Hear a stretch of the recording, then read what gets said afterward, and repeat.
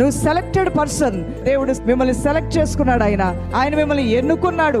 ఎన్నుకోబడిన జనాంగంగా ఉన్న మీకు ఘనత రాబోతుంది. దైవజనమా, ఎన్నుకోబడిన మీకు మేలు కలగబోతుంది. నీకు ఇష్టమైంది నీకు నువ్వుగా ఎన్నుకున్న తర్వాత అది బజార్లో పడేస్తావా, రోడ్డు మీద ఇసిరేస్తావా, చెత్తకుండీలో పడేస్తావా? నీకు ఇష్టమైంది, బాగా ఇష్టమైనటువంటి ఒక ఫ్లవర్ వాజు పూలతో ఉన్నదాన్ని నువ్వు తెచ్చిపెట్టుకున్నావు, దీన్ని తీసుకెళ్లి ఇసిరి అవతల పడేస్తున్నావు. నువ్వు పడేయవు కదా. ఎందుకు కొనుక్కొచ్చుకున్నావు విలువైన దీన్ని? ఎక్కడో ఒక షోకేస్ లో పెట్టుకోవాలని తెచ్చుకున్నావు. దీని ఇష్టపూర్వకంగా నీ డబ్బులు హెచ్చించి నువ్వు కొనుక్కున్నావు కాబట్టి ఒక మంచి స్థలంలో నీకు ఇష్టమైన దగ్గర పెట్టుకుంటావు. అవునా కాదా? పెట్టుకొని రోజు కూడా దాన్ని చూసి ఒకసారి రిలాక్స్ అవుతూ ఉంటావు. ఆహా, ఎంత బాగుందో, నాకు ఇష్టమైన దాన్ని నేను ఇక్కడ పెట్టుకున్నాను కదా అని. అదే రీతిగా లోకంలోంచి నీ దేవుడు నిన్ను ఎన్నుకుని, నీ కుటుంబంలోంచి కూడా నిన్ను ఎన్నుకుని, నిన్ను ప్రత్యేకపరచుకొని తన యొక్క అరచేతిలో నిన్ను చెక్కుకొని నిన్ను చూసుకుంటూ ఉన్నాడు నీ దేవుడు. దేవుని బిడ్డ యేసయ్య తన అరచేతుల్లో నిన్ను నన్ను చెక్కుకున్నాడంట. అది యేసయ్య ప్రేమ.